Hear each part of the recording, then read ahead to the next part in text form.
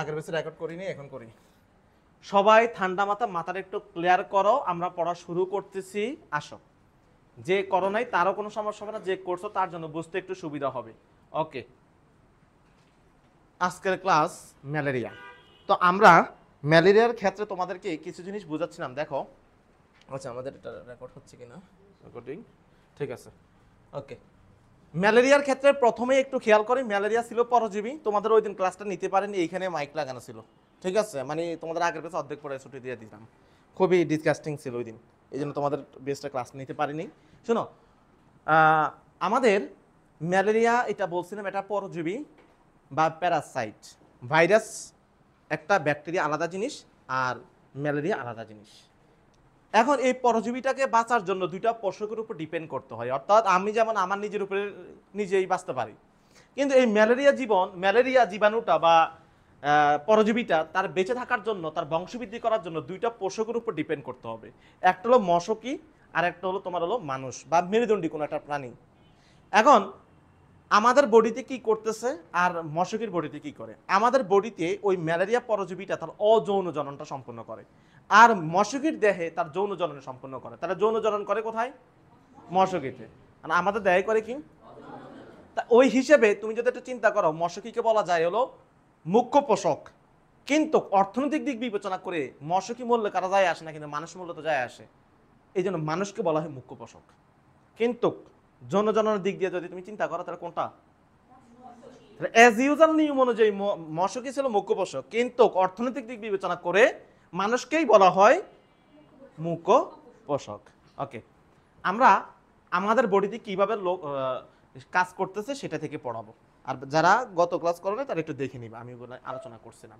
প্রথমেই আসো, তোমাকে একটা মশকি কামড় দিল। কোন মশকি? অ্যানোফিলিস মশকি। অ্যানোফিলিস মশকি তোমাকে যখন কামড় দিল, তোমার বডিতে ওই মশকির লালা গ্রন্থি থেকে একটা জীবাণুর একটা দশা, নাম হলো স্পোরোজয়েট। স্পোরোজয়েট কি জিনিস? আমি যদি বলি, আমাদের অনেকগুলো দশা আছে, শিশু, কিশোর, তারপরে যুবক, তারপরে হলো অ্যাডাল্ট। আমাদের লাইফের কিছু দশা আছে না? আমি যদি, আমাকে একজন মারছে, সে একটা কিশোর, তাহলে আমি বুঝলাম যে কিশোর একটা মারছে, আমার কিশোর একটা ছেলে। আমার বডিতে ম্যালেরিয়া পরজীবী ঢুকলো, তার দশাটার নাম কি? তার স্পোরোজয়েট কি আসমানের কোনো জিনিস, নাকি এটা ম্যালেরিয়ার পরজীবীর একটা দশা? তাহলে আজকের পড়া এখান থেকে শুরু। আমাকে অ্যানোফিলিস মশাকে কামড় দিল, আমার বডিতে ঢুকলো কি? ওকে, বই বন্ধ, আমার দিকে খেয়াল করো। স্পোরোজয়েট একটা, আমরা বলছিলাম একটা রাজ দরবারে যদি কেউ, রাজা যদি পালিয়ে যায়, কেউ যদি কোথাও হামলা করে, তা রাজার কোথায় আমরা যাব? প্রথমে কি রাজার বেডরুমে যাব, নাকি রাজার কোষাগারে যাব? কোষাগারে যে রাজার টাকা পয়সা সব আমরা কি করব? নিয়ে আসবো। ঠিক ওই ম্যালেরিয়ার যখন আক্রমণ করলো পরজীবীর স্পোরোজয়েটটা, সে সুন্দর মতন চলে গেল লিভারের মধ্যে 30 মিনিটের মধ্যে। কি প্রক্রিয়া? কেমোট্যাক্সিস প্রক্রিয়া। কি প্রক্রিয়া? কেমোট্যাক্সিস মানে কি? ওই রুমে মনে করো চটপটি ফুচকার গন্ধ পাওয়া যাচ্ছে, তোমরা মেয়েরা সবাই ওই রুমে চলে গেলা, এটা ঘ্রাণে। ঠিক ওই জায়গায় খাবারের গন্ধে স্পোরোজয়েটগুলো চলে গেল, এটাকে বলা হয় কেমোট্যাক্সিস। আমরা যে রক্ত অধ্যায় পড়াইছিলাম কেমোট্যাক্সিস।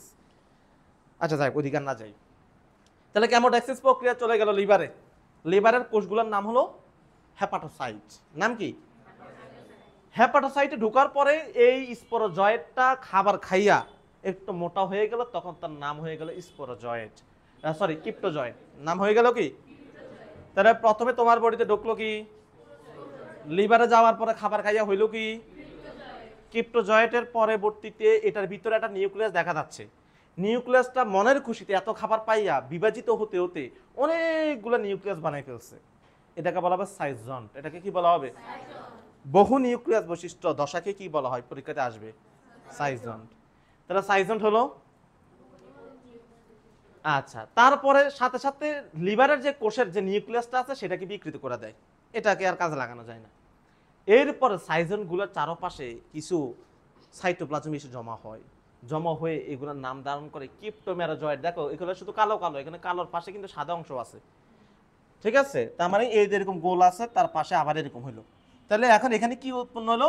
তাহলে প্রথমে ছিল সাইজন্ট, এখন এগুলার নাম হলো ক্রিপ্টোমেরোজয়েট। ক্রিপ্টোমেরোজয়েট যখন অনেকগুলো হয়ে গেল, তখন এই লিভারের কোষটাকে ভেঙে দিল, ভেঙে সব কিছু বের হয়ে চলে আসলো, ঠিক আছে?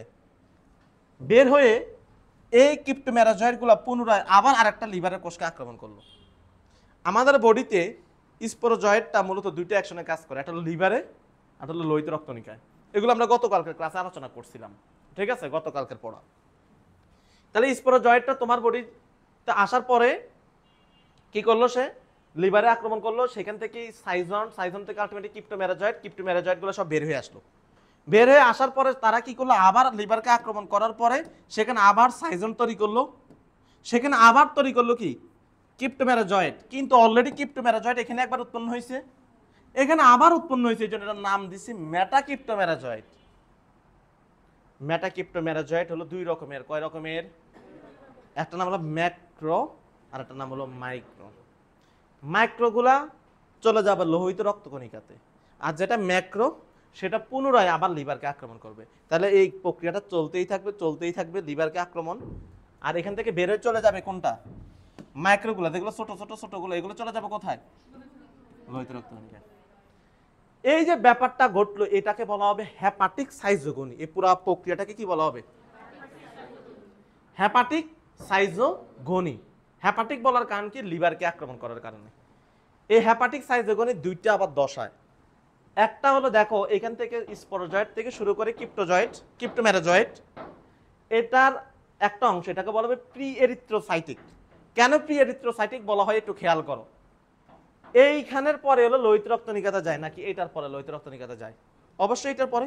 এই জন্য এটার নাম হলো এক্সো। এক্সো মানে হলো পরে, আর প্রি মানে হলো পূর্বে। তার মানে লোহিত রক্তনিকাতে যাওয়ার পূর্বে হলো এটা, আর এটার পরে হলো লোহিত রক্তনিকাতে যায়, এটা না? এই জন্য এটার নাম হলো এক্সো এরিথ্রোসাইটিক, আর এটার নাম কি? Pre erythrocytic. বুঝতে পারছি? তাহলে ক্রিপ্টোমেরাজয়েড কোথায় উৎপন্ন হয়, প্রি নাকি এক্সো? প্রিতে। আর মেটাক্রিপ্টোমেরাজয়েড কোথায় উৎপন্ন হয়? এগুলো লাগবে, এখানেও উৎপন্ন হয় মূলত এইখানে, ঠিক আছে? আচ্ছা, হয়েছে। এবার আসো, এরপর থেকে আমরা শুরু করি। তাহলে তোমার লিভারের ওইখান থেকে কিছু জিনিস বের হয়ে আসলো। কি বের হয়ে আসলো আমাকে বলো তো? খুব সুন্দর, মাইক্রোগুলো, ছোট মাইক্রোক্রিপ্টোমেরাজয়েড, এটাই তো। তাহলে এবার মেটাক্রিপ্টোমেরাজয়েড গুলো কি করতেছে আমরা একটু দেখি। সে প্রথমে আক্রমণ করলো লোহিত রক্তনিকাকে। কাকে? লোহিত রক্তনিকাকে আক্রমণ করার পরে লোহিত রক্তনিকার প্যাডের ভিতরে কি আছে? হিমোগ্লোবিন।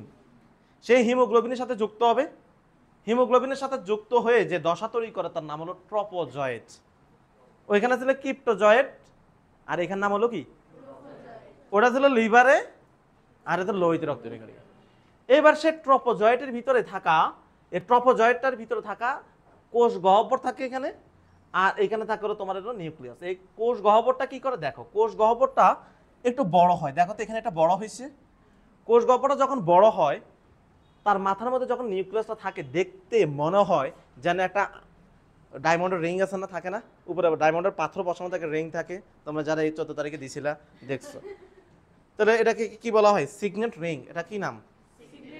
এটা এই দশাটার নাম হলো সিগনেট রিং। তাহলে সিগনেট রিং কোথায় তৈরি হয়? লিভারে নাকি লোহিত রক্তনিকায়? এমসিকিউ বুঝে পড়লে এমসিকিউ একটাও আটকাবে না।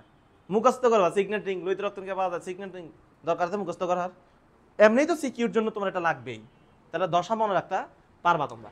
তাহলে এবার সিগনেট রিংকের পরবর্তীতে এই কোষ গহ্বরটা চলে যায়, উধাও হয়ে যায়। কোষ গহ্বরটা চলে যায়, আর এই কোষ প্রাচীরটা এখানে অ্যামিবার মতন হয়। কিসের মতো হয়? এটার নাম হলো অ্যামিবয়েড ট্রপোজয়েড। নাম ধারণ করছে কি? এবং ভিতরে কোষ গহ্বরটা আছে না। কিন্তু এই দশাতে এই লোহিত রক্তনিকার চারপাশে কিছু ছোট ছোট কণা দেখা যায়, এইদেরকে বলা হবে সার্কনার্সের কণা।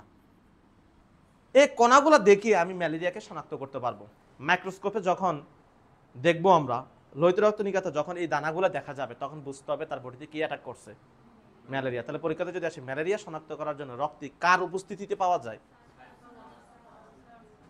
এরপর এই নিউক্লিয়াসটা আবার বিভাজিত হতে হতে দেখো অনেকগুলো নিউক্লিয়াস করে ফেলছে, দেখছো?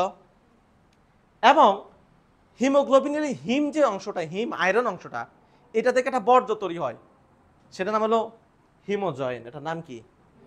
বা হিমাটিন। তাহলে এটা হিমের অংশ, আর গ্লোবিন যেটা সেটাকে তো খাইতে পারছে, আয়রনটাকে খাইতে পারতেছে না। বুঝতে পারছো? এটা একটা বর্জ্য রূপে থাকে, নাম হলো হিমোজয়েন। এরপরে এই যে অবস্থাটা এটার মধ্যে কি তৈরি হয়, এটার এই প্রত্যেকটা নিউক্লিয়াসের চারপাশে কোষ পর্দার আগমন ঘটে। আগমন ঘটার কারণে দেখতে এটা গোলাপের পাপড়ির মতো মনে হয়, এটাকে রোজেট বলা হয়। কি বলা হয়? রোজেট। রোজেট দশা। তাহলে রোজেট দশা দেখা যায় কোথায়? এটা হলো এরিথ্রোসাইটের সাইটোগনি, লোহিত রক্তনিকাতে দেখা যায়। তাহলে ব্যাপারটা কি বুঝতে পারছো? প্রথমে লোহিত রক্তনিকা অ্যাটাক করছে ট্রপোজয়েড, ট্রপোজয়েড থেকে সিগনেট রিং, তারপরে অ্যামিবয়েড ট্রপোজয়েড, তারপরে এই দশাটা আলাদা কোনো নাম নেই, জাস্ট বলবো যে লোহিত রক্তনিকার নিউক্লিয়াস, লোহিত রক্তনিকার ভিতরে নিউক্লিয়াসটার বিভাজন, অনেকগুলো নিউক্লিয়াস হয়ে গেল। এরপর দশার নাম হলো রোজেট। এরপরে কি হয় দেখো, এরপরে এই প্রত্যেকটা কোষ আলাদা হয়ে যায়। আলাদা যখন হয়ে যায় তখন এদের নাম হয়ে যায় ম্যারোজয়েড। এই ছোট্ট ছোট্ট এক একটা নাম হয়ে যায় কি, এই দেখো ছোট্ট আলাদা হয়ে গেছে না। এইখানে তিনটা জিনিস দেখা যায়। কটা জিনিস দেখা যায়? একটা হলো ম্যারোজয়েড, আরেকটা হলো পুংগ্যামেটোসাইট, যেটার নাম হলো মাইক্রোগ্যামেটোসাইট, আর একটা নাম হলো ম্যাক্রোগ্যামেটোসাইট, স্ত্রী। লোহিত রক্তনিকাকে, লোহিত রক্তনিকার শেষে আমরা কি পাইছি আমাকে বলো? ম্যাক্রোগ্যামেটোসাইট, ম্যারোজয়েড। এই যে ম্যারোজয়েড গুলো, এগুলো আবার আক্রমণ করবে লোহিত রক্তনিকাকে। আর পুংগ্যামেট, স্ত্রী গ্যামেট যেগুলো থাকবে, গ্যামেটোসাইট, নামটা বলছি কি, গ্যামিট না গ্যামেটোসাইট? মাথায় রাখতে হবে, কারণ এটা নিয়ে একটা কোশ্চেন আছে, একটু পরে বলবো। তাহলে গ্যামেটোসাইট গুলো রক্তের মধ্যে থাকবে। লোহিত রক্তনিকা ভেঙে এটা বের হয়ে আসছে, ভেঙে বের হয়ে আসছে না। যখনই লোহিত রক্তনিকা ভেঙে এগুলো বাইরে চলে আসবে, তখনই আমাদের দেহের শ্বেত রক্তকণিকা, কে বলবে কি রে ভাই তোরা কারা, তোদেরকে তো জীবনে দেখিনি, এতক্ষণ কার মধ্যে ছিল এগুলা? লোহিত রক্তনিকার ব্যাডের ভিতরে, লোহিত রক্তনিকার ভিতরে, এই জন্য সমস্যা হয় নাই। যখনই এরা লোহিত রক্তনিকার প্রাচীর ভেদ করে বের হয়ে চলে আসবে, তখনই ডব্লিউবিসি মানে শ্বেত রক্তনিকা তাদেরকে মারার জন্য পাইরোজেন ক্ষরণ করবে। কি ক্ষরণ করবে? এবং তখনই তোমার বডিতে জ্বর আসবে।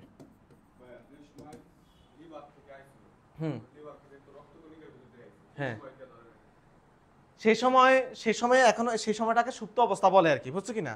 সেই সময় এখনো তোমাকে এটার নাম কি বলে, যে গ্যামেট গুলা, এটাকে কি বলা হয় তোমার, ক্রিপ্টোজয়েড বা মেটাক্রিপ্টোমেরাজয়েড গুলা, মাইক্রোমেটাক্রিপ্টোমেরাজয়েড এসে আক্রমণ করলো না, এই অবস্থাটাকে শ্বেত রক্তনিকা তখনও প্রতিহত করে নাই। কিন্তু যখন গ্যামিটোসাইট উৎপন্ন করছে ছোট ছোট গুলা, তখনই তার বিরুদ্ধে কি তৈরি করে, পাইরোজেন। কথাকে বুঝতে পারছো? এখন তুমি, তোমার প্রশ্ন হলো লিভার থেকে যখন শ্বেত রক্তনিকাতে লোহিত রক্তনিকাতে আসলো, তখন করলো না কেন? কথা কি বুঝাইতে পারছি? কিন্তু তখন তো আমার শ্বেত রক্তনিকা পাইরোজেন উৎপন্ন করে না, এখন এটা শ্বেত রক্তনিকার দোষ। শ্বেত রক্তকণিকা আগে কেন অ্যাটাক করে নাই? কথাকে বুঝতে পারছো? কারণ আগে তো শ্বেত রক্তনিকা বুঝতে পারে নাই যে সে এখনো গ্যামেট গুলা উৎপন্ন করতেছে, এটাই একটা মেকানিজম আর কি। আচ্ছা যাই হোক, তাইলে তোমার জ্বর আসতেছে কখন? তাহলে আমরা বলবো যখন স্পোরোজয়েড গুলা লোহিত রক্তকণিকাকে অ্যাটাক করে, লোহিত রক্তকণিকার প্রাচীর ভেদ করে ম্যাক্রোগ্যামিট এবং মাইক্রোগ্যামেটোসাইট বা ম্যারোজয়েড প্লাজমাতে অবস্থান করে, তখনই আমাদের শ্বেত রক্তকণিকা তাদেরকে মারার জন্য পাইরোজেন ক্ষরণ করে। আর এই পাইরোজেনের প্রভাবে হাইপোথ্যালামাস উদ্দীপ্ত হয়ে যায় এবং জ্বরটা আসে। তাহলে এই জ্বরটা সারাক্ষণ চলে না, যখনই এগুলো আসে তখনই জ্বরটা আসে। এই জন্য এটাকে পিরিয়ডিক্যাল ফিভার বলা হয়, পর্যাবৃত্ত জ্বর বলা হয়। 48 ঘন্টা পর পর নাকি এই জিনিসটা আসে, এই জন্য 48 ঘন্টা পর পর জ্বর আসে। বুঝাইতে পারছি আমি? তাছাড়া তোমাকে মশকি অ্যানোফিলিস, মশকি কামড় দিতে সাথে সাথেই তো তোমার ম্যালেরিয়া হয়নি, জ্বরটা হয়নি। কারণ কি এইটুকু সম্পূর্ণ করতে 7 থেকে 10 দিন সময় লাগে। কতদিন সময় লাগতেছে? মোটামুটি 7 দিনের বেশি সময় লাগতেছে। তাইলে তোমাকে কামড় দিলে কি জ্বর চলে আসতেছে? লিভারের ভিতরে কি ঘটনাটা একদিনে ঘটছে? লিভারটা গইটা আমার লোহিত রক্তনিকাতে ঢুকছে, এই সম্পূর্ণ প্রক্রিয়া সম্পূর্ণ করতে 7 থেকে 10 দিন সময় লাগে। সো তোমার জ্বরটা আসবে 7 থেকে 10 দিন। তাহলে এই 7 থেকে 10 দিনের সময়টাকে কি বলা হয়? সুপ্ত অবস্থা বলা হবে। ওকে, আমরা আমাদের পরবর্তী পড়াতে যাই, শেষ করতে পারবো কিনা। আচ্ছা, ম্যারোজয়েড গেল। আচ্ছা, আমরা একটু এখান থেকে এগুলো পড়াই দিয়েছিলাম গতকালকে, একটু ক্লাসটা দেখে নিবা, আজকে আমার শেষ করতে হবে। তাহলে সুপ্ত অবস্থা কাকে বলে আমরা বলছি অলরেডি, যে একটা মশকি কামড় দেওয়ার পরে যতক্ষণ সময় তোমার বডিতে কি থাকবে, কোনো লক্ষণ প্রকাশ পাবে না, তাকে কি বলা হবে? এখানে দেওয়া আছে কোনটা সুপ্ত অবস্থা কতদিন, একটু পড়ে নিবে এখান থেকে, ঠিক আছে? ওকে, পরীক্ষাতে খুব বেশি আসে প্লাজমোডিয়াম ভিভ্যাক্স। এটা হলো সমতল ভূমিতে, একটু লেখা রাখো পাশে দিয়ে, সমতল দ্যাট মিন্স তোমাকে ফরিদপুরে যদি কোনো অ্যানোফিলিস মশাকে কামড় দেয়, সাপোজ কোন ম্যালেরিয়াটা হবে, প্লাজমোডিয়াম ভিভ্যাক্স, আর প্লাজমোডিয়াম ফ্যালসিপারাম যেটা, এটা হলো পাহাড়ি অঞ্চলে, পাহাড়ি অঞ্চলে হবে, ঠিক আছে। এরপরে এসে আমরা মশকির দেহে জীবন চক্র। আচ্ছা, পাহাড়ি অঞ্চল হলো ফ্যালসিপারাম আর ভিভ্যাক্স হলো সমতল অঞ্চলে। এখন আমরা একটু দেখব এত যে ঘটনাটা ঘটছে, এই ঘটনাটা ঘটছে হলো আমাদের দেহের ভিতরে। এখন মশকের ভিতরে কিভাবে ঘটে আমরা একটু সেটাতে আসি। সবাই একটু খেয়াল করো, একটু দ্রুত শেষ করতে হবে কারণ একটু অনেক পড়া তো। একমাত্র অ্যানোফিলিস মশকই কিন্তু ম্যালেরিয়াটাকে কি করতে পারে, বাহক। তার কারণ হলো অ্যানোফিলিস মশকির পেটের মধ্যে ওই এনজাইমটা নাই। অন্যান্য মশকির পেটের ভিতরে এনজাইম আছে, ওই এনজাইমটা এই গ্যামেটোসাইটগুলোকে খাইয়ে ফেলতে পারে। সো আসো পড়া শুরু করি। তোমাকে তোমার বডিতে গ্যামেটোসাইটগুলো না একটু আগে তৈরি হয়ে বসে আছে প্লাজমার মধ্যে। এখন তোমাকে হুট করে আরেকটা অ্যানোফিলিস মশক এসে কামড় দিল।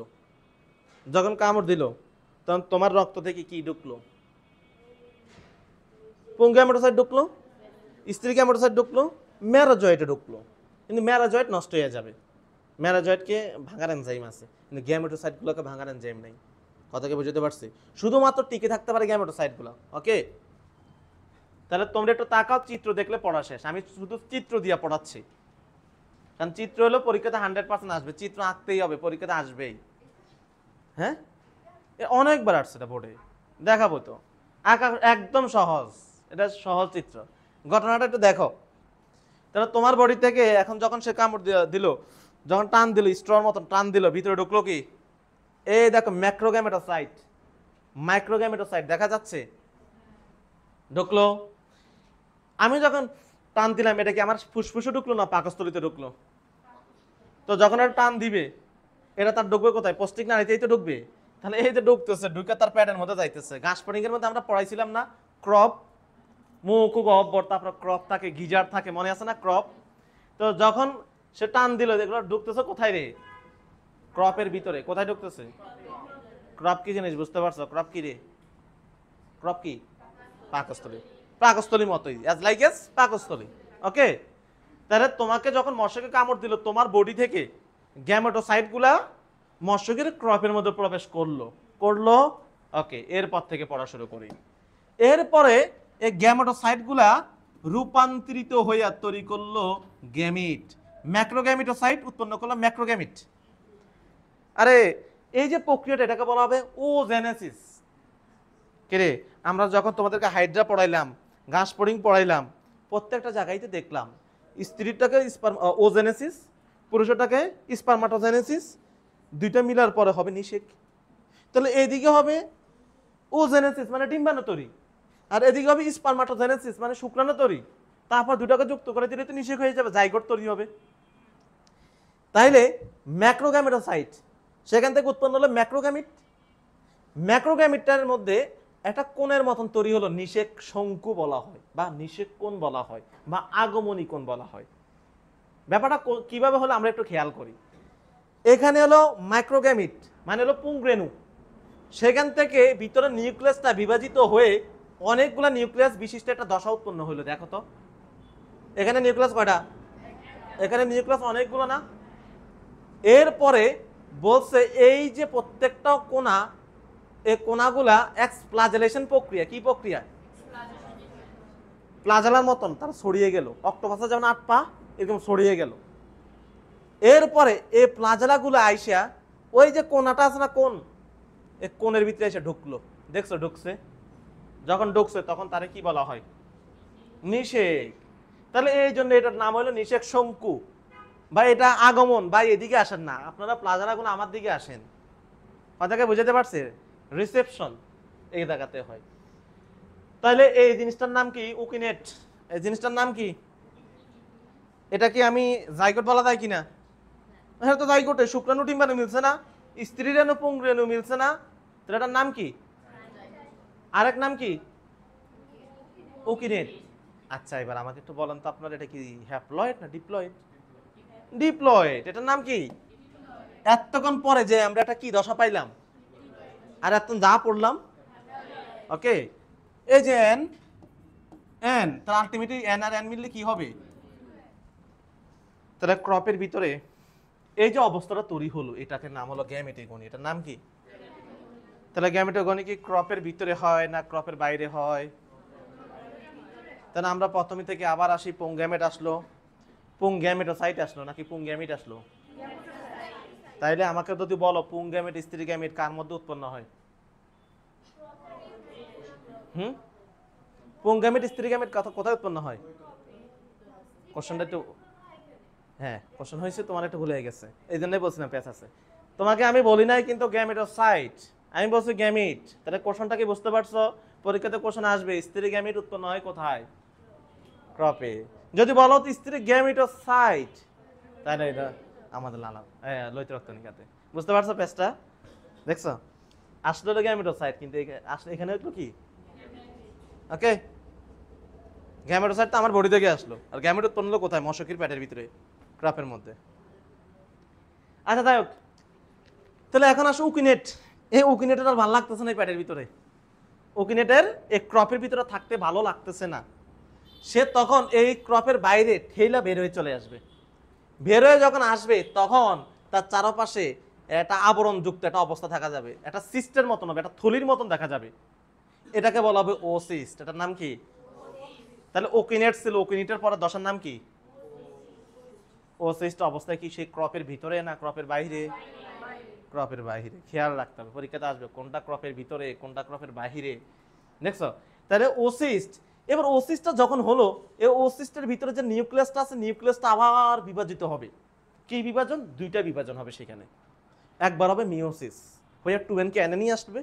এবার n কে আবার অসংখ্য এনে নিবে। তাহলে প্রথমে হয় মিওসিস, পরে হবে মাইটোসিস। কথা বুঝতে পারছি? তাহলে প্রথমে মিওসিস হবে এখানে, হয়ে তারপরে মাইটোসিসের মাধ্যমে অনেকগুলো ছোট ছোট ছোট ছোট ছোট ওসিস্ট বানিয়ে ফেলছে। তাহলে প্রথমে ছিল কয়টা ওসিস্ট? ওই একটার ভিতরে এখন আবার কতগুলো ওসিস্ট হলো? অনেকগুলো ওসিস্ট হলো। এই ওসিস্টগুলো যখন একটু বড় হবে তার নাম হবে স্পোরোজয়েট। নাম হবে কি? তখন তারা বলবো ভাই আমি আর এই থলির ভিতরে থাকবো না, আমি এখন পাঠাই দেন লালা গ্রন্থিতে পাঠাই দিবি। তখন তারা চলে আসছে কোথায়? এইবার কি হবে? তোমাকে যখন কামড় দিবে এইবার স্পোরোজয়েটটা ঢুকবে। তাহলে ওই যে শুরু করছিলাম, তোমাকে যখন কামড় দিছে ঢুকছে কি তোমার ভিতরে? তাহলে স্পোরোজয়েটটা কোত্থেকে আসলে এবার বুঝতে পারছো? তাহলে আমার বডিতে ঢুকলো কোত্থেকে স্পোরোজয়েট? কি মজাটা পাইছো? তোমাকে কামড় দিছে কি, তখন কামড় দিছে তখন ঢুকছোটা কি? তাহলে এই স্পোরোজয়েট তোমার বডিতে ঢুকার পর কত কাহিনী করে গ্যামেটোসাইট, সেই গ্যামেটোসাইট আবার মশকের ভিতরে ঢুকার পরে কত কাহিনী করে আবার স্পোরোজয়েট। তাহলে আবার কামড় দিলে তোমার বডিতে আবার যাবে স্পোরোজয়েট। তাহলে এটা কি একটা সাইকেল কিনা? এটা কি একটা সাইকেল না? ব্যাপারটা কি বুঝতে পারছো? তাইলে আমরা ব্যাপারটাকে, আমি তো চিত্র দেখে পড়ালাম, একটু বই থেকে আসি। ওকে আসো আমার সাথে একটু আসো, শেষ করতে হবে। তাইলে গ্যামেটোগনি কোথায় ঘটে? ক্রপের অভ্যন্তরে হয়। ওকে, মশকের ক্রপের অভ্যন্তরে। ওকে, প্রথমে কি হয়েছিল? দুইটা ঘটনা। শুক্রাণুর ক্ষেত্রে স্পারমাটোজেনেসিস, মাইক্রোগ্যামেটোসাইট থেকে কি তৈরি হবে? মাইক্রোগ্যামেট তৈরি হলো। দ্যাট মিন্স শুক্রাণু বা পুংজনন, এটাকে কি বলা হবে? স্পারমাটোজেনেসিসের পরবর্তীতে সেখানে 4 থেকে 8টা কোণা বিশিষ্ট একটা দশা তৈরি হয়েছে কিনা দেখো তো।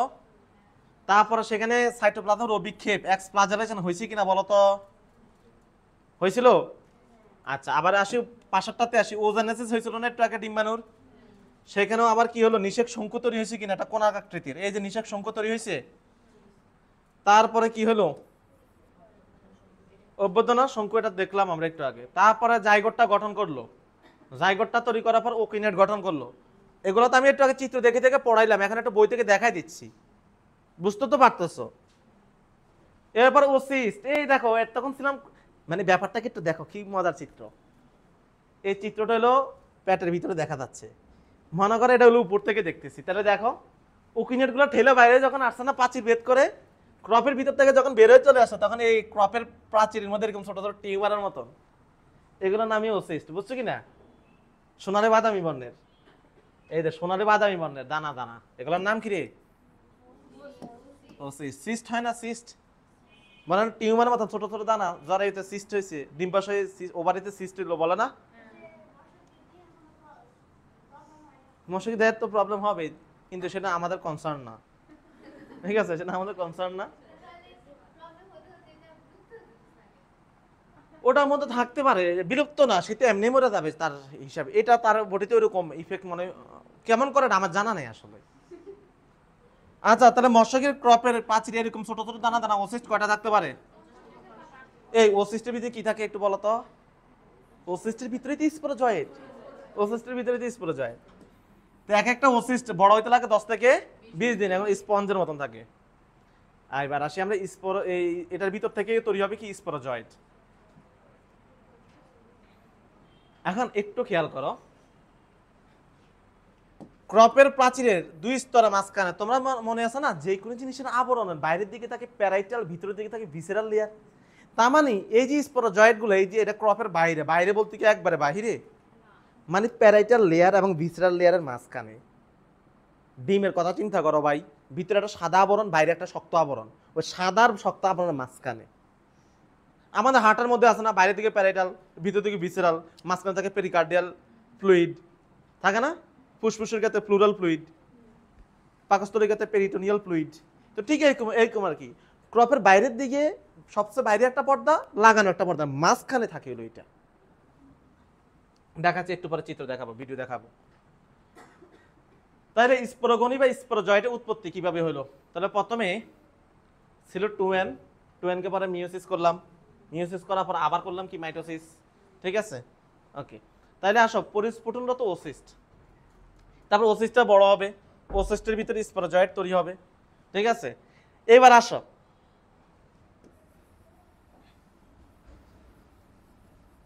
এখানে একটু খেয়াল করো, ওই যে থলিগুলা না, থলিগুলার ভিতরে কি থাকে বললাম ওসিস্ট, ওগুলোর ভিতরে থাকলে স্পোরোজয়েট না, বলছে থলিগুলা বের হইয়া স্পোরোজয়েট গুলো চলে যাবে হলো হিমোসিলে।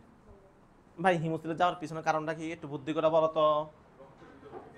আমার কথা হলো ওদের দেহের ভিতরে মনে আছে কি না, গাসপানিকের দেহের 3টা গহ্বর, পেরিকার্ডিয়াল, পেরিভিসেরাল, পেরিনিউরাল, পুরোটাই একটা হিমোসিল। তো ওদের তো আর আলাদা রক্তনালী নেই, ওদের তো পুরোটা গহ্বর, ওটা আত্মপোড়া পড়বেন না, ওদের তো মুক্ত রক্ত সংবহন, মুক্ত রক্ত যায় কি দিয়া? হিমোসিল দিয়া। সো ওদের ওদের যেখানে এসে এগুলো পড়লো জায়গাটার নাম কি? ওকে, তাহলে হিমোসিল দিয়া মুক্ত হবে।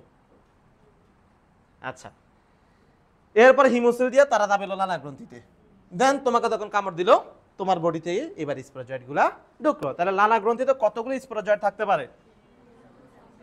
যখন তোমাকে কামড় দিল কয়টা ঢুকতে পারে এখান থেকে? আচ্ছা, ক্লাসটা একটু কঠিন ক্লাস, হিউজ তথ্যবহুল ক্লাস, ঠিক আছে? খান এই জন্য অনেকের একটু বিরক্ত লাগতে পারে, কিচ্ছু করার নাই। মশক লালা গ্রন্থিতে স্পোরোজয়েট গুলো কতদিন অবস্থান করবে? 2 মাস অবস্থান করবে। আজকে একটু বেশি পড়া, কিচ্ছু করার নাই, এগুলো পড়তে হবে। আচ্ছা, তো জীবন চক্রটা কি বুঝতে অসুবিধা হয়েছে তোমাদের?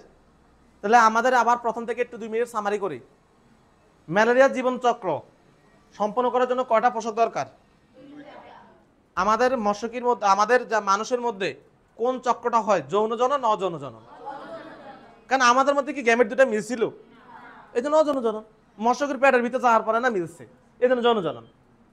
আমাদের দেহের ভিতরে আবার ঘটনা ঘটছে 2 জায়গায়, লিভারে, লোহিত রক্তনিধি। লিভারের ভিতরে আবার 2টা স্টেজে, প্রি এরিথ্রোসাইটিক, এক্সোএরিথ্রোসাইটিক। ওকে, আর লোহিত রক্তনিকার ভিতরে এরিথ্রোসাইটিক সাইটোগনি হলো একটাই ছিল। ওকে, তাহলে এতটুকু তোমরা বুঝতে পারছো। আমরা একটু দেখি পরবর্তী ভিডিওতে যাব। তার আগে আমরা একটু আসি ম্যালেরিয়ার জীবন চক্রে যৌনক্রম। যৌনক্রম বলতে বোঝায় জীবন দশায় হ্যাপ্লয়েড এবং ডিপ্লয়েড দশার যে চেঞ্জটা হয় না, এই চেঞ্জটাই হলো কি আবর্তনটাকে বলা হবে যৌনক্রম। তোমরা আমাকে একটু বুদ্ধি করে বলো কেউ একজন, আমাদের দেহের ভিতরে দশাগুলো কি ছিল, হ্যাপ্লয়েড না ডিপ্লয়েড দশা? এই বেটা ডিপ্লয়েড হয় কেন, হ্যাপ্লয়েড। এই দেখো, এই দেখো তো আমাদের বইতে ঢুকছে কি স্পোরোজয়েট না? ওতে এন ছিল, এন এন এন সব এন। মশকে দেহের ভিতরে ঢুকার পরে না জাইগোট হলো, তাহলে ওটা হলো ডিপ্লয়েড দশা। জাইগোট থেকে ওকিনেট, ডিপ্লয়েড দশা। ওকিনেট থেকে ওসিস, ডিপ্লয়েড। এরপর ওসিস্টের ভিতরে না প্রথম বলছি মিওসিস হয়, তাহলে কি হইলো এবার? তাহলে কি হ্যাপ্লয়েড এবং ডিপ্লয়েডের কি একটা আবর্তন হচ্ছে না? এটা কি বলবো যৌনক্রম। যৌনক্রমের গুরুত্ব কি পড়ে নিবা ভাই, আমার পড়ানোর টাইম নেই, একটু পড়ে নিলে বুঝবা। তাইলে সাইজোগনি আর স্পোরোগনির মধ্যে পার্থক্য কি একটু পড়ি আমরা। Hepatic schizogony, erythrocytic schizogony, that means এটা হয় মানুষের মধ্যে। আর স্পোরোগনি যেটা, ঠিক আছে, সাইজোগনি আমাদের, আর স্পোরোগনিটা কি কোথায় হয়? মশকিতে। কোথায় হয়? ক্রপের মধ্যে, আর ক্রপের বাইরে যেখান দিয়ে চলে গেল হিমোসিল দিয়ে চলে গেল। ধাপসমূহ কি? ম্যারোজয়েড, ট্রপোজয়েড, সাইজন, সিগনেট রিং, রোজেট। কি রে রোজেট এগুলো না? আর ওইখানে কি? ওকিনিট, ওসিস্ট, ওসাইট। ওকে, এর হাতে সর্বশেষ ধাপ হলো গ্যামেটোসাইট। আর এখানে কি? এখানে এসে স্পোরোজয়েড শেষ হয়, আর আমাদের বডিতে গ্যামেটোসাইট হয়ে শেষ হয়। ব্যাপারটা কি ধরতে পারতেছো তোমরা?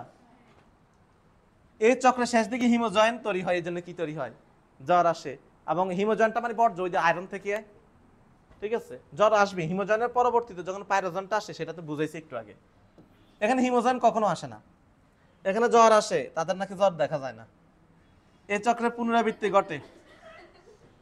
এই চক্রের পুনরাবৃত্তি ঘটে কারণ কি? কারণ আমরা তো অনেকদিন বেঁচে থাকি, কিন্তু চক্র ঘুরে আগে মশকি মরে বসে থাকে। ও কি আর আমাদের মতো এতদিন বাঁচে নাকি? ওর লাইফ সাইকেল সম্পূর্ণ করতে পারে না পুরোপুরি। গ্যামিট সৃষ্টি হয় না, কিন্তু ওইখানে কি হয়? তাহলে গ্যামিট কোথায় বলছেন একটু আগে? গ্যামিট কি আমাদের বডিতে না তাদের বডিতে? মশকির বডিতে। আমাদের বডিতে তো গ্যামেটোসাইট। জাইগোট কি আমাদের বডিতে না তাদের বডিতে? ওকে, এবার আসি ম্যালেরিয়া সংক্রমণ। এই তোমরা কি বুঝতেছো পিছনে দুইজন? হ্যাঁ, একটু কষ্ট লাগতেছে তোমাদের জন্য, মনে হচ্ছে যে অনেক কঠিন জিনিস পড়াচ্ছি। একটু রেসপন্স করো। এই সাজ্জাদ কি বুঝতেছো? একটু কষ্ট হচ্ছে, দীর্ঘদিন পড়াশোনা থেকে বিরতি আসছো তুমি, কষ্ট তো হবেই। তা আসো ম্যালেরিয়া সংক্রমণে আসি, কিভাবে হচ্ছে, রোগটা ছড়াচ্ছে আরো একটু দেখি আমরা। তো বলছে পৃথিবীতে অ্যানোফিলিস মশকের 200 প্রজাতি আছে, কিন্তু এতগুলো না, মাত্র 6টা প্রজাতি হলো এই ম্যালেরিয়া জীবাণুটাকে বহন করে নিয়ে যায়। আচ্ছা, এর মধ্যে কি কি প্রজাতি লাগবে না পরীক্ষার জন্য? বলছে তোমাকে যদি প্লাজমোডিয়াম ভিভ্যাক্স আক্রমণ করে, সেটা থেকে গ্যামেটোসাইটগুলো মানুষের রক্তে 7 দিন বাঁচে। দ্যাট মিন্স তোমাকে যদি কোনো প্লাজমোডিয়াম ভিভ্যাক্স ক্যাটাগরির কোনো পরজীবী অ্যাটাক করে, তোমার বডিতে ঢুকলো, তাহলে তোমার বডিতে যে গ্যামেটগুলো উৎপন্ন হইলো, গ্যামেটোসাইটগুলো, এগুলো কয়দিন বাঁচবে? 7 দিন বাঁচবে। যদি ফ্যালসিপারাম আক্রমণ করে, তাহলে 30 থেকে 60 দিন, এমনকি 120 দিন পর্যন্ত তোমার রক্তের মধ্যে এগুলো থেকে যাবে। আচ্ছা, এরপরে আমরা আসি, একবার যদি তোমাকে মশকে কামড় দেয়, তোমার রক্ত থেকে তারপরে তার মশকের পেটের ভিতরে কটা ঢুকবে সেটা দেখব। বলছে প্রতিবার দংশনে প্লাজমোডিয়াম ভিভ্যাক্সের অন্তত 6টি, মানে মশকে একবার কামড় দিলে তোমার রক্ত থেকে কটা ঢুকলো? আর যদি ফ্যালসিপারামের 12টা। ওকে, এমসিকিউ করে নিবা। ম্যালেরিয়া প্রতিকার নিয়ন্ত্রণ মাঝে মধ্যে সিকিউতে আসবে, একটু পরে দুইটা একটা সিকিউ দেখা দিবে, আজকে একটু 5 মিনিট পরে ছুটি দিব। ম্যালেরিয়ার প্রতিকার বা নিয়ন্ত্রণে যদি তুমি আসো, মশকি নিধন। ভাই প্রথম তোমাকে কি করতে হবে? মশকি, ম্যালেরিয়া মারার থেকে আগে ম্যালেরিয়া যেটা বহন করে নিয়ে আসা, তারা তো মারতে হবে, তাইলে মশকি নিধন করতে হবে। প্রজনন ক্ষেত্র, আচ্ছা মশকি খুঁজে পাচ্ছ না, তো যেখানে তারা কি করে ডিম পাড়ে, বাড়ির আশেপাশে ময়লা পানি টানি, নর্দমা ক্লিন করতে হবে। লার্ভা বা পিউপা ধ্বংস করতে হবে। মশকের লার্ভা ডিম ফুটাইছে, লার্ভার মধ্যে তুমি কি করতে হবে? কীটনাশক বা বিভিন্ন ওষুধ আছে, কীটনাশক, এগুলো দিতে হবে। দিলে লার্ভাগুলো কি হবে? মারা যাবে। বলছে পানির মধ্যে জুভেনাইল, এই জুভেনাইল হরমোনের নাম কি তোমরা শুনছো? কোথায় শুনছো? এই ঘাসপানিকের মধ্যে শুনছিলা জুভেনাইল হরমোন, ঘাসপানিকের খোলস পাল্টাতে সহায়তা করে। আর একটা আছে একডাইসিন হরমোন, আছে না মনে? আচ্ছা, মনে না থাকলে সমস্যা না, পড়লে আমার মনে থাকবে। পড়তে হবে রে ভাই। স্বপ্ন থাকতে হবে বাংলাদেশে মেডিকেলে ফার্স্ট হবা, ওইরকম স্বপ্ন থাকতে হবে। কথা বুঝছো? স্বপ্ন, তুমি যদি বাংলাদেশে ফার্স্ট হওয়ার চিন্তা করো, তুমি ঢাকা মেডিকেলে দেখবা। আর ঢাকা মেডিকেলের স্বপ্ন থাকলে তুমি হলো অন্য জায়গায় দেখবে। তাহলে আমার বন্ধু ঢাকা মেডিকেলে, আমার বন্ধু সে হলো পুরো বাংলাদেশে প্রত্যেকটাও ফাইনাল পরীক্ষাতে, মানে এই যে মানে মডেল টেস্ট যখন হতো রেটিনাতে, তখন সবগুলো পরীক্ষাতে সে বাংলাদেশে সেন্ট্রাল ফার্স্ট হতো। কথা বুঝো? তো আমরা তো জানি সে মেডিকেল বোর্ড পরীক্ষা এবার ফার্স্ট হবে। ও সারা জীবন বোর্ডে স্ট্যান্ড সব সময়, এত ট্যালেন্টেড সে। কিন্তু আলটিমেটলি সে হলো 70তম হইলো। তাহলে দেখো প্রথম টার্গেট হওয়া ছেলে 70-এর দিকে চলে গেছে, তাহলে তোমাকে টার্গেট রাখতে হবে ভালো। আর আমাদের টার্গেট ছিল কোনো রকম ঢাকার মধ্যে চান্স পাইলে হলো, এই জন্য ঢাকার মধ্যে হইলো না। ঠিক আছে, কি না না আবরার হামি আমাদের সিনিয়র না, ওনাদের সরে ওই যে আমাদের কুমিল্লারই আবরার হামিম ভাই, উনি হলো বইটাও টেকছে। ঠিক আছে, আবার ওনার আরেক বন্ধু হলো নাম হলো তোমার হলো হাসিবুল হাসান জিহাদ। ঠিক আছে, হাসিবুল হাসান জিহাদ বইটা টেকছে 72তম মতো হইলো। ঢাকা ইউনিভার্সিটিও টিকছে প্রায় 70-80তমের ভিতরে, আবার মেডিকেলও টিকছে প্রায় 45 না কততমের মধ্যে। মানে তিনটাতেই দেখছো, এটা কি কখন পড়ছে? একাডেমিকে পড়ছে। কথা বুঝাইতে পারিনি, সে কোথায় টিকছে? মেডিকেলে, ঢাকা মেডিকেলে টিকলো, আবার সে বুয়েটও টিকলো, আবার সে ঢাকা ইউনিভার্সিটিও টিকলো। তিনটার আবার কোন সাবজেক্ট? প্রথম সাবজেক্ট। গর্দবদল আর পড়াশোনা তোমরা করো মিয়া। আচ্ছা দেখ ওই টপিকে পড়া যাবো, আজকে টাইম নেই। শুনো, তারপর হলো মশকি যাতে তোমার কামড় না দেয়, মশারি নাগাইতে হবে, এগুলো আউল পাউল জিনিস পারবা। আমরা আসি ম্যালেরিয়া রোগের চিকিৎসা।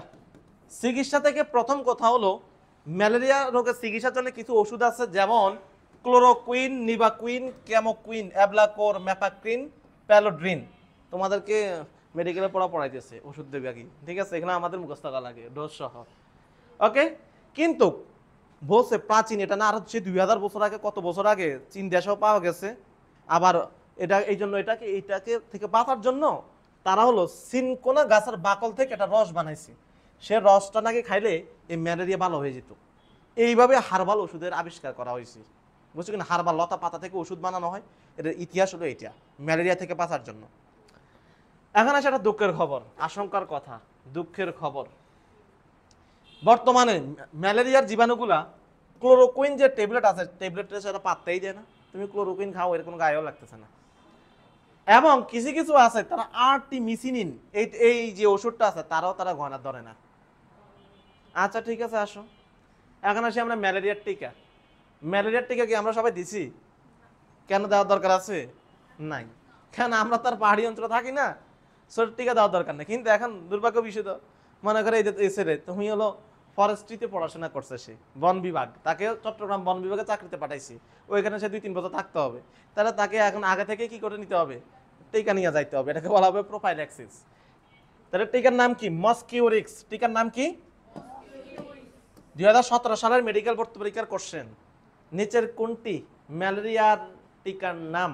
অপশনে কি ছিল জানেন?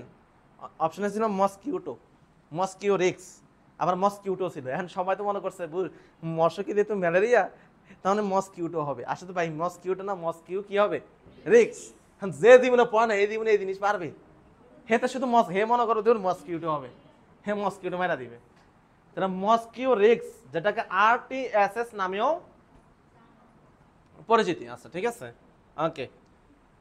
এই টিকাটার তাছাড়া আরো নাকি কিছু টিকা বানানো হয়েছে 4 ডোজের টিকা। কয় ডোজের টিকা? 4 ডোজ। এই টিকাটা হলো 4 ডোজ। আচ্ছা, তাইলে মোটামুটি এখান থেকে এতটুকু গেল। দেখি তোমাদের একটু সিকিউ দেখাতে পারি কিনা। একটা মিনিট, অধ্যায় শেষ করে দিচ্ছি, নতুন অধ্যায় শুরু করব।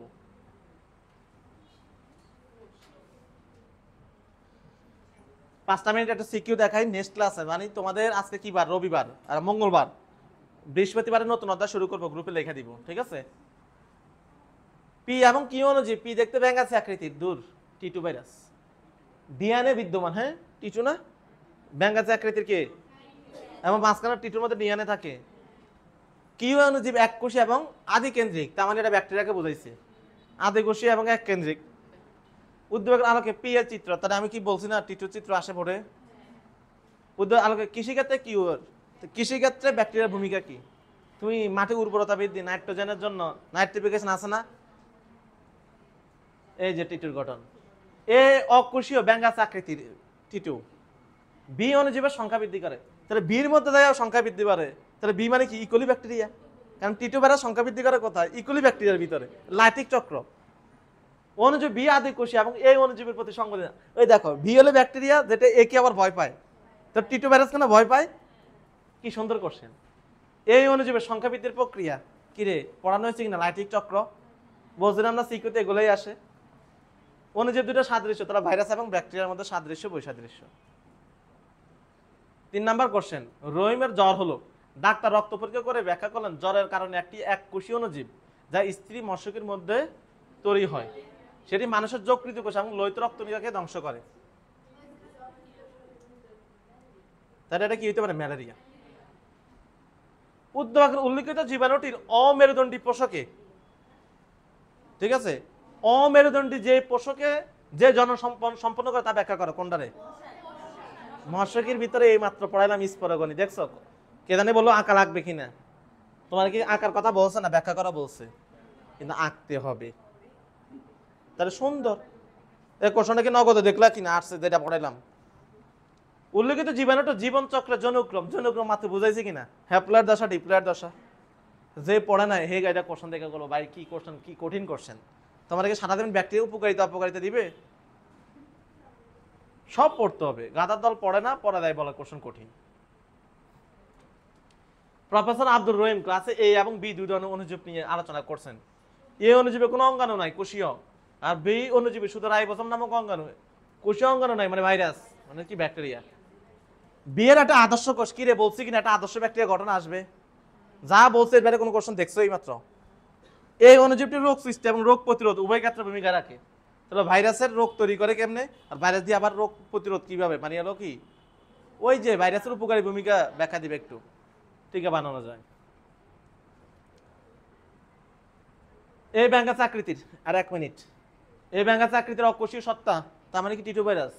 এর মস্তকের ভিতরে পেঁচানো, জানি ডিএনএ থাকে। আচ্ছা, আর আদিকোষীয় যে ভিতে এর নাকি সংখ্যা বৃদ্ধি ঘটায়, তার মানে বুঝলাম ব্যাকটেরিয়া ইকোলি।